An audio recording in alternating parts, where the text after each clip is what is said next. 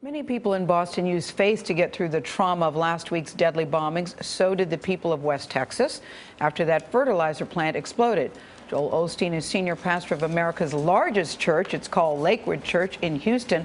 Joel Osteen and his wife are here. Victoria is a co-pastor there as well. Good afternoon. Good morning, Osteens. It's good to see you. Good morning. I want to start with you, Joel, because you say that every day is a gift from God. I think those words are so hard to believe right now to the people in Newtown, Connecticut, in Boston, and certainly in your state of Texas. Well, I see that, maybe the opposite, Gail, in the fact that look how quickly life was taken away. I think we have to appreciate each day as a gift because we don't have a guarantee of tomorrow. And our hearts break for those people, and there's no great words to tell them. But how do you do that, Joel, when you're in such pain, to look at it as a gift? Concretely, what do you say? What do you say exactly? What are the words you use? What I tell people that have just lost a loved one, that God still has you in the palm of His hand.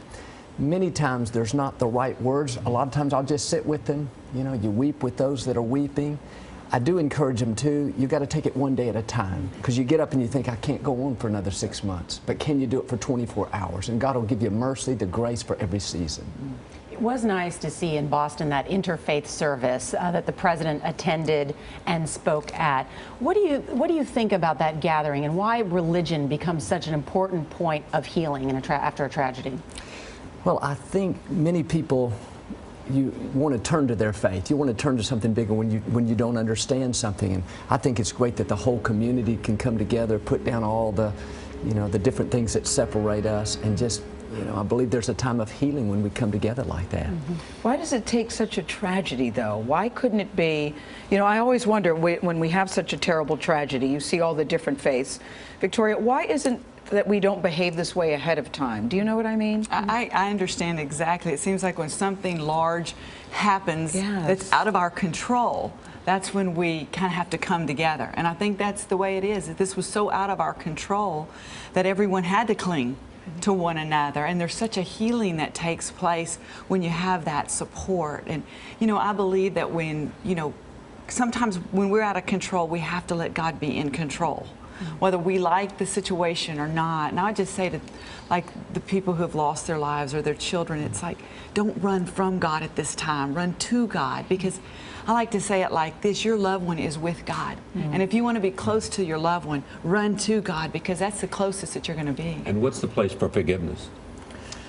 Well, I think it's important. I think it's hard to forgive right at the first, especially when you've lost someone. But I think over time you have to let it go, because it just poisons your own life. I always encourage people, Charlie, this sounds hard, and I haven't been through what they've been through, but you can't let one event ruin the rest of your life. I think about the Richard family, though. Their 8-year-old son is dead. Their other daughter is missing a leg. The mother is still in the hospital with a serious head injury. How do you forgive these boys who did that to your family? Well, forgiveness, really, this is the truth, is for ourselves. You're not forgiving or excusing what they did, but you are releasing yourself from bitterness. You're releasing yourself from heartache. And so I really believe that forgiveness is for us. And so that's where you have to draw the line. You're not saying, I forgive you because it's okay. I forgive you so I can go on. Does everybody deserve forgiveness? I wrestle with that question. Does everybody? Well, I think, again, Gail, you have to say, I'm doing it for me, because I need my emotional energy. So if I've got this anger and hate and pain that I'm holding for somebody else, that's emotional energy that I can't get to my family and to my own dreams. And it doesn't make sense in our mind to forgive somebody that's caused us that kind of evil. But you got to say, you know what, I'm doing it for myself. All right, Joel and Victoria Osteen, nice to see you. Thank you so much. Thank you.